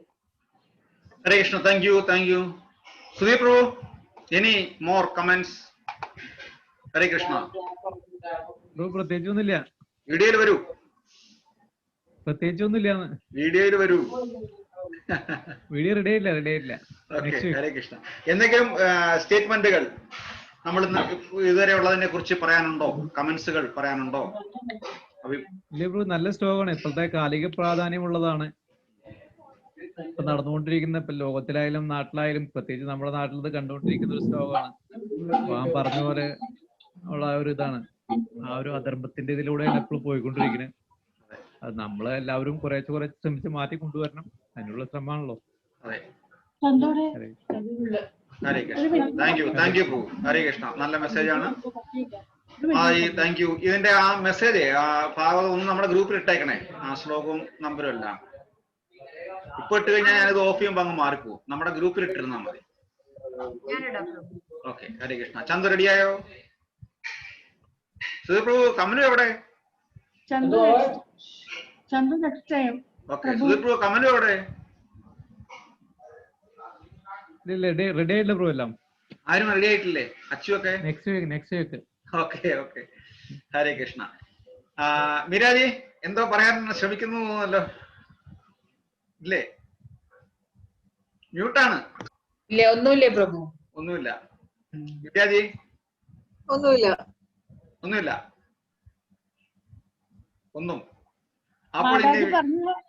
മാതാജി പറഞ്ഞത് അത്ര എളുപ്പമല്ല ഗ്രഹിക്കാൻ, സമയമെടുക്കും. നമ്മളെല്ലാരും ശ്രമിക്കുന്നേ ഉള്ളൂ മാതാജി. ആരാ എല്ലാം കേറിയിരിക്കുന്നത്? എല്ലാവരും ശ്രമിക്കുക മാത്രമേ ചെയ്യുന്നുള്ളൂ. തീർച്ചയായിട്ടും. ശ്രമയൈവ എങ്ങനെയാണ് കേവലം? എങ്ങനെ ആ ശ്ലോകം? ശ്രമയേവഹി കേവലം. ശ്രമിക്കുകയാണ്. നമ്മള് വിദ്യാഭ്യാസത്തിൽ നമ്മൾ പരിപൂർണനാവുന്നില്ല. നമ്മൾ ഓരോന്ന് പഠിച്ചുകൊണ്ടിരിക്കുന്നു, ഇപ്പോഴും പഠിച്ചുകൊണ്ടിരിക്കുന്നു. അല്ലേ ഡോക്ടർ ജി? തീർച്ചയായിട്ടും പഠിച്ചുകൊണ്ടിരിക്കുകയാണ്. ഇത് അഞ്ചും ഓർമ്മിക്കാൻ പറ്റിയില്ലെങ്കിൽ അഞ്ചാമത്തെ മാത്രം ഓർമ്മിച്ചാൽ മതി. അഞ്ചാമത്തെ ഏതായിരുന്നു? ഈ പ്രോഗ്രാം ഭഗവാൻ നമ്മളെ തിരിച്ച് പെട്ടെന്ന് കൊണ്ടുപോകാൻ വേണ്ടിയിട്ടുള്ള ഒരു സെറ്റപ്പാണ്. അതെ. അങ്ങനെയെങ്കിലും ഉള്ള ഒരു ഇരുത്തം നമുക്ക് വരണം മാനസികാവസ്ഥയിൽ, അല്ലേ? അതെ. ഹരേ കൃഷ്ണ. ഡോക്ടർ ജി? നമുക്ക് ശ്രമിക്കാലോ പ്രഭു. അതെ. ഡോക്ടർ ജിയുടെ ഊഴം വന്നു.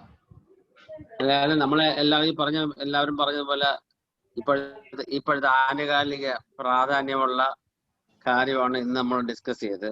പക്ഷെ ഈ പ്രശ്നങ്ങൾ എന്നും ഇതുപോലെ തന്നെ നിൽക്കും എന്നാണ് എനിക്ക് തോന്നുന്നത്. അപ്പൊ ഈ വാചകവും അതുപോലെ എല്ലാ കാലഘട്ടത്തിലും അർത്ഥമുള്ളതും ആവശ്യമുള്ളതും നമ്മൾ മനസ്സിലാക്കേണ്ടതായിരിക്കും. അതുകൊണ്ട് ഈ സ്മിതാജി പറഞ്ഞതുപോലെയുള്ള കാര്യങ്ങൾ നമ്മൾ അനുവർത്തിച്ചാൽ നമുക്ക് വളരെ വളരെ നേട്ടങ്ങളുണ്ടാകും. ഈ മറ്റുള്ളവരെ പറ്റി നമ്മൾ കൂടുതലായിട്ട് ചിന്തിക്കാതെ നമ്മളെ പറ്റി തന്നെ നമ്മൾ ചിന്തിക്കുക. ഈ പറഞ്ഞ പോലെ നമ്മളെ കുറ്റം കൊണ്ടാണ് വന്നത് നമ്മൾ അനലൈസ് ചെയ്യുക. അത് എന്തോ ആയിക്കോട്ടെ, കുഴപ്പമില്ല. അതൊക്കെ വളരെ നല്ല നല്ല കാര്യങ്ങളാണ്. പക്ഷെ പ്രാക്ടിക്കലായിട്ട് ആ രീതിയിൽ നമ്മളൊന്ന് പ്രാക്ടീസ് ചെയ്താൽ നമുക്ക് വളരെ മുന്നോട്ട് പോകാൻ സാധിക്കുമെന്നാണ് തോന്നുന്നത്. ഈ ലോകം ഇത്രയും പറഞ്ഞു തന്നതിന് സ്മിതാജിക്ക് പ്രത്യേക നന്ദി രേഖപ്പെടുത്തുന്നു.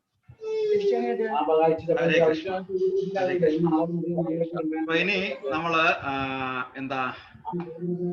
നമുക്ക് ഗോവർദ്ധന മന്ത്രത്തിലോട്ട് പോകാം. ആര് ഗോവർദ്ധന മന്ത്രം ചൊല്ലും? നമ്മള് ഗോവർദ്ധന മന്ത്രം ആര് ചൊല്ലും? ഞാൻ പറയാം. Okay, very good. പറഞ്ഞോട്ടെ? ഓ, എല്ലാരും റിപ്പീറ്റ് ചെയ്യുന്നോ? യെസ്. ഓക്കെ. ഗോവർദ്ധനധരം വന്ദേ, ഗോവർദ്ധനധരം വന്ദേ, ഗോപാലം ഗോപരൂപിണം, ഗോപാലം ഗോപരൂപിണം, ഗോത്സവമീശാനം, ഗോവിന്ദം ഗോപികാപ്രിയം, ഗോവിന്ദം ഗോപികാപ്രിയം, വന്ദേ നവഘനശ്യാമം, വന്ദേ നവഘനശ്യാമം, വിഭുജം മുരളീധരം, ദിവിജം മുരളീധരം, പീതാംബരധരം ദേവം, പീതാംബരധരം ദേവം ശാരദം പുരുഷോത്തമം. ശാരദം പുരുഷോത്തമം. ഹരേ കൃഷ്ണ. Thank you. നിഷാജി, എന്തെങ്കിലും ഇനി സ്പെഷ്യൽ ഒപ്പീനിയൻസ് എന്തെങ്കിലും പറയാനുണ്ടോ? ഞാൻ ചോദിച്ചില്ല. മാതാജി ഇല്ലല്ല, എനിക്കൊന്നും പറയാനില്ല. ഓക്കെ, ഹരേ കൃഷ്ണ. ബാക്കി കാര്യങ്ങൾ സുനീഷി പറഞ്ഞു തരും അല്ലേ? ഹരേ കൃഷ്ണ. ഓക്കെ, പിന്നെ വേറൊരു സന്തോഷം, നമുക്ക് സന്തോഷത്തോടെ പറയാനുള്ളത്, അപ്രതീക്ഷിതമായിട്ട് വൃന്ദാവനത്തിൽ നിന്നൊരു ഡിവോട്ടി ബന്ധപ്പെട്ടു. ഇപ്പൊ ലോക്ക്ഡൌൺ ഒക്കെ ആയതുകൊണ്ട് ശരിക്കും അവരൊക്കെയാണ് ബുദ്ധിമുട്ടുന്നത് സാമ്പത്തികമായിട്ട്. അപ്പം ജന്മാഷ്ടമിയായിട്ട് അടുപ്പിച്ചിട്ടാണ് സംസാരിച്ചത്. അപ്പം ചെറിയൊരു വളരെ ചെറിയൊരു എമൗണ്ട് മാത്രമേ ഞാൻ അയച്ചിട്ടുള്ളൂ. പക്ഷേ ആ എമൗണ്ടിനേക്കാൾ വളരെ മൂല്യമായിരുന്നു അയച്ചു തന്ന പ്രസാദം. ഇന്ന് വീട്ടിൽ റിസീവ് ചെയ്തു. ഇന്നലെ അത് പറഞ്ഞു, ലോക്ക്ഡൌൺ ഒക്കെ കഴിയുമ്പോൾ അല്ലെങ്കിൽ എന്തായി കഴിഞ്ഞാലും പ്രസാദം തീർച്ചയായിട്ടും വീട്ടിലേക്ക് അയച്ചത്. വൃന്ദാവനത്തിൽ നിന്ന് നേരിട്ട് പ്രസാദം വീട്ടിലെത്തി. അത് ഞാൻ അയച്ചു ഇവിടുത്തെ സംഖ്യയേക്കാൾ വളരെ വലുതായിട്ടാണ് ആ പ്രസാദം വരുന്നത്. അത് അങ്ങനെ ഒരു ഭാഗ്യം നമുക്കുണ്ട്. ഹരേ കൃഷ്ണ. അപ്പം പ്രസാദം മാത്രമല്ല, ഒന്ന് രണ്ട് ബുക്സ് ഒക്കെ അയച്ചു കൊടുത്തിട്ടുണ്ടെന്ന് പറഞ്ഞു. ഞാൻ നോക്കിയപ്പോൾ എന്റെ കണ്ണ് നിറഞ്ഞു. കാര്യം നമ്മൾ അയച്ചതിനേക്കാൾ, ആ തുകയേക്കാൾ വളരെ വലുതാണ് ആ പ്രസാദത്തിന്റെ മൂല്യം. തീർച്ചയായിട്ടും ഇങ്ങനെയൊക്കെയുള്ള കാര്യങ്ങള് നല്ലതാണ്. അതിനെനിക്ക് എഴുതിയിരുന്നു, ഞാൻ ചെയ്തു. ഞങ്ങൾ തീർച്ചയായിട്ടും ഇതിന്റെ ഈ ലോക്ക്ഡൌൺ പീരീഡും ഒക്കെ കുറഞ്ഞു കഴിഞ്ഞാൽ തീർച്ചയായിട്ടും ഞങ്ങൾ പ്രസാദം ബൈ പോസ്റ്റ് അയച്ചു തന്നിരിക്കും, അഡ്രസ് എനിക്ക് തരിക എന്നും പറഞ്ഞിട്ടൊക്കെ അവരതേപോലെ തന്നെ ചെയ്തു. ഞാനത് പ്രതീക്ഷിച്ചതേ ഇല്ല. ഒക്കെ ഞാൻ പറയുന്നതായിരിക്കാം. ഞാൻ വിട്ട് പിന്നെ ഒരു മെസ്സേജ് പിന്നെ കണ്ടു, അയച്ചിട്ടുണ്ട്, റിസീവ് ചെയ്തു. ഹരേ കൃഷ്ണ. അപ്പം പുരുഷോത്തമ മാസത്തില് ഇതൊക്കെ നല്ല നല്ല കാര്യങ്ങളാണ്. വളരെ ശ്രേഷ്ഠമായ മാസം. ഈ ശ്രേഷ്ഠമായ മാസത്തില് നമുക്ക് ഒന്നുമില്ലെങ്കിൽ കൂടി ഒരു നാമജപം എങ്കിലും മറ്റുള്ളവർക്ക് പറഞ്ഞു കൊടുക്കുക. നിങ്ങൾ ഈ നാമം ചെല്ലണം. ഈ മാസം 15-ാമത്തെ അധ്യായം ആരെങ്കിലും വിളിക്കുമ്പോൾ പറയണം. 15-ാമത്തെ അധ്യായത്തില് ഭഗവത്ഗീതയുണ്ട്. ഭഗവത്ഗീതയിൽ 15-ാമത്തെ അധ്യായമുണ്ട്. 20 ശ്ലോകമേ ഉള്ളൂ. 10 മിനിറ്റ് എടുക്കത്തുള്ളൂ. നിങ്ങൾ ദിവസവും ഇത് ചൊല്ലണം. പുരുഷോത്തമ യോഗം എന്നാണ് പിന്നെ അധ്യായത്തിന്റെ പേര്. ഈ മാസവും പുരുഷോത്തമ മാസമാണ്. ഭഗവാനെ കുറിച്ചിട്ടുള്ളതാണ്. അതിന്റെ പുണ്യം ഇത് കേൾക്കുന്നവർക്കും കിട്ടും, ഈ പറഞ്ഞു കൊടുക്കുന്നവർക്കും കിട്ടും. നമ്മൾ അറിയില്ല. ഈ പുണ്യത്തിന്റെയൊക്കെ ബാക്കി ഇങ്ങനെ ഭഗവാൻ ഇങ്ങനെ ചേർത്ത് വെച്ചിരിക്കും. ഒരു നിർണായക ഘട്ടത്തിൽ നമ്മളെ രക്ഷിക്കാൻ ഈ പുണ്യം ഭഗവാൻ എടുത്ത് പുറത്തോട്ട് കൊണ്ടുവരും. ആ ത്രാസിൽ നമ്മുടെ പുണ്യത്തിന് ഒരു ഗേറ്റ് ഭഗവാൻ ഇട്ട് കൊടുക്കും. അപ്പോൾ ഈ പാപങ്ങളെല്ലാം മാറിപ്പോകും. ഇതൊക്കെ ഭഗവാൻ കൃത്യമായിട്ട് എഴുതി കുറിച്ചൊക്കെ വെച്ചിരിക്കുന്നതാണ്. ഒരുപാട് കഥകൾ അതിനകത്തുണ്ട്. നേരത്തെ പറഞ്ഞിരുന്നോ അറിയത്തില്ല. ഒരു ബ്രാഹ്മണൻ ഉണ്ടായിരുന്നു. അദ്ദേഹത്തിന്റെ ലവറിനെ കാണാൻ വേണ്ടിയിട്ട് ഒരു പുഴുവുമായിട്ട് പോകുവാണ്. റിവർ ക്രോസ് ചെയ്യണം. റിവർ ക്രോസ് ചെയ്യുന്ന സമയത്ത് അദ്ദേഹത്തിന്റെ വള്ളം മറിഞ്ഞിട്ട് അദ്ദേഹം വെള്ളത്തിലായി. വള്ളം മറിഞ്ഞ് വെള്ളത്തിലായി അല്ലേ? വെള്ളത്തിലായപ്പോൾ അദ്ദേഹത്തിന്റെ കയ്യിൽ നിന്ന് ഈ പൂവ് നഷ്ടപ്പെട്ടു, ഒഴുകിപ്പോയി. അദ്ദേഹം വിചാരിച്ചു ഏതായാലും പോയി, എന്നാ പിന്നെ ഇത് ഭഗവാൻ അങ്ങ് ഓഫർ ചെയ്തേക്കാം, ഗോവിന്ദായ സ്വാഹ എന്ന് പറഞ്ഞു. ഓക്കെ, നമ്മള് കണ്ടുവന്നവരുണ്ട്. ഇച്ചിരി പൈസ 1-2 കോയിനൊക്കെ കളഞ്ഞു പോവുകയാണെങ്കിൽ ആ കോയിൻ പോലും നമ്മളെ വളരെ അലേർട്ടാണ്. 1 രൂപ പോയല്ലോ, 2 രൂപ പോയല്ലോ. അവസാനം നമ്മൾ സാന്ത്വനപ്പെടുത്തും, ഓ അത് ഭഗവാൻ അങ്ങ് വഴിപാടായി പൊയ്ക്കോട്ടെ എന്ന് പറയും. അങ്ങനെ പറഞ്ഞ് എത്രയോ പ്രാവശ്യം നമ്മൾ കേട്ടിട്ടുണ്ട്. അത് ഭഗവാനുള്ള വഴിപാടായിട്ട് അങ്ങ് കണക്കാക്കിയാൽ മതി, എന്ന് പോവട്ടെ എന്ന് പറയും. കാര്യം നമ്മള് അതിനെ എന്താ പറയുന്നത്, സാന്ത്വനപ്പെടുത്താൻ വേണ്ടിയിട്ട് നമ്മളോട് പറയുന്നതാണ്. അതേപോലെ അദ്ദേഹവും പറഞ്ഞു ഗോവിന്ദായ സ്വാഹ. കാര്യങ്ങളെല്ലാം കഴിഞ്ഞു, കാലഘട്ടങ്ങൾ കഴിഞ്ഞു. അദ്ദേഹം ഇതിന്റെ ജീവിതം കഴിഞ്ഞിട്ട് അദ്ദേഹം നേരെ യമധർമ്മന്റെ അടുത്ത് പോകുമ്പോൾ ഈ മനുഷ്യൻ ജീവിതത്തില് ചുരുക്കി പറയാണ്, ഈ മനുഷ്യൻ ജീവിതത്തിൽ ഒരു നല്ല കാര്യവും ചെയ്തിട്ടില്ല. അപ്പൊ യമധർമ്മൻ ചിത്രഗുപ്തന്റെ അടുത്ത്, സെക്രട്ടറി അടുത്ത് പറയും, ഒന്നുകൂടെ നോക്കാൻ പറയുമ്പോൾ ഏറ്റവും അവസാനം ഏതോ ഒരു നിമിഷത്തില് ഭഗവാന് ഒരു പൂവ് സമർപ്പിച്ചിട്ടുണ്ട്. ഇദ്ദേഹം കൂടി അന്തം വിട്ടു, ഇത് എപ്പോഴാണോ ആവും, ഒന്നും നടന്നിട്ടില്ല. അപ്പൊ അതുകൊണ്ട് പറഞ്ഞു, ഏതായാലും നരകമാണ്, പക്ഷെ ഒരു 5 മിനിറ്റ് സമയത്തേക്ക് സ്വർഗത്തേക്ക് പോകാനുള്ള അവസരം തരാമെന്ന് പറഞ്ഞു. ഇപ്പം ഓപ്ഷൻ നിങ്ങളുടേതാണ്, ആദ്യം പോണോ അവസാനം പോണോ എന്നായി. അപ്പൊ അദ്ദേഹം പറഞ്ഞു, ആകെ 5 മിനിറ്റല്ലേ ഉള്ളൂ, ഒരു പുഷ്പം വിട്ടപ്പോഴല്ലേ 5 മിനിറ്റ് കിട്ടിയത്, ഞാൻ സ്വർഗത്തിലേക്ക് പോയിക്കോളാം എന്ന് പറഞ്ഞു. സ്വർഗത്തിൽ ചെന്നു. അപ്പൊ അവിടുത്തെ സ്വർഗാധിപൻ പറയുന്നു, ഇന്ദ്രൻ പറയുന്നു, നിങ്ങൾക്ക് 5 മിനിറ്റ് മാത്രമേ ഉള്ളൂ, 5 മിനിറ്റ് കൊണ്ട് എന്തെങ്കിലുമൊക്കെ ആസ്വദിച്ചിട്ട് പോകാം, ഇഷ്ടപ്പെട്ടതൊക്കെ ആസ്വദിച്ചിട്ട് പോകാം എന്ന് പറഞ്ഞു. അദ്ദേഹം പറഞ്ഞു, എനിക്കും അത് തന്നെയാണ്, 5 മിനിറ്റേ സമയമുള്ളൂ, എനിക്കൊരു കത്രിക വേണമെന്ന് പറഞ്ഞു. ഇന്ദ്രനും ആൾക്കാരും അത്ഭുതപ്പെട്ടു, 5 മിനിറ്റേ സമയമുള്ളൂ, പിന്നെ ഈ കത്രിക എന്തിനാണ് ചോദിക്കുന്നത്, സിസർ തരാൻ പറഞ്ഞു. പറഞ്ഞു, വാദിച്ചു നിൽക്കാൻ സമയമില്ല, ഞാൻ പറഞ്ഞത് ആദ്യം ചെയ്യാൻ പറഞ്ഞു. ഓക്കെ, കൊണ്ടു കൊടുത്തു. ഈ കത്രിക കൊടുത്തിട്ട് നേരെ അദ്ദേഹം തോട്ടത്തിലേക്കാണ് പോയത്. തോട്ടത്തിലേക്ക് പോയിട്ട് എല്ലാ പൂക്കളും കട്ട് ചെയ്തുകൊണ്ട് ഗോവിന്ദായ സ്വാഹ, ഗോവിന്ദായ സ്വാഹ, ഗോവിന്ദായ സ്വാഹ പറയാൻ തുടങ്ങി. ഒരു പുഷ്പം കൊണ്ട് എനിക്ക് ഇത്രയും വലിയ ഭാഗ്യം കിട്ടുന്നെങ്കിൽ ഞാൻ ഈ പുഷ്പങ്ങളെല്ലാം ഞാൻ ഭഗവാന് സമർപ്പിക്കാമെന്ന് പറഞ്ഞു. അപ്പൊ നമ്മുടെ ജീവിതത്തിൽ കിട്ടുന്ന ഓരോ ചാൻസും ഭഗവാന് വേണ്ടിയിട്ട്, ഓരോ നിമിഷവും നമുക്ക് കിട്ടുന്ന അവസരങ്ങളെല്ലാം ഭഗവാന് വേണ്ടിയിട്ട് സമർപ്പിക്കാൻ നമ്മൾ വിനിയോഗിക്കണം. അപ്പൊ ഈ പുരുഷോത്തമ മാസത്തിൽ മറ്റുള്ളവർക്ക് അറ്റ്ലീസ്റ്റ് നാമം ജപിക്കാനുള്ള കാര്യങ്ങളെങ്കിലും പറഞ്ഞു കൊടുത്തു കഴിഞ്ഞാൽ അത്രയും ശ്രേഷ്ഠമാണ് ജീവിതം. ഹരേ കൃഷ്ണ. എന്തെങ്കിലും മറ്റു കാര്യങ്ങള്? ഇപ്പൊ ആരും പാടാൻ തയ്യാറായിട്ടില്ല അല്ലേ? സുമാരി പാടുമെന്ന്. ഓക്കെ, ഹരേ കൃഷ്ണ, പാടിക്കൊള്ളു. നമ്മൾ ആ റൗണ്ട് കഴിഞ്ഞ് ആശ ചേച്ചിയാണ് പാടേണ്ടത്. നമ്മൾ ആ റൗണ്ട് ഇങ്ങനെ വന്നത് മറന്നുപോയി. നമ്മള് ആ കല്യാണമൊക്കെ ആയപ്പോഴത്തേന് മറന്നുപോയതാണ്.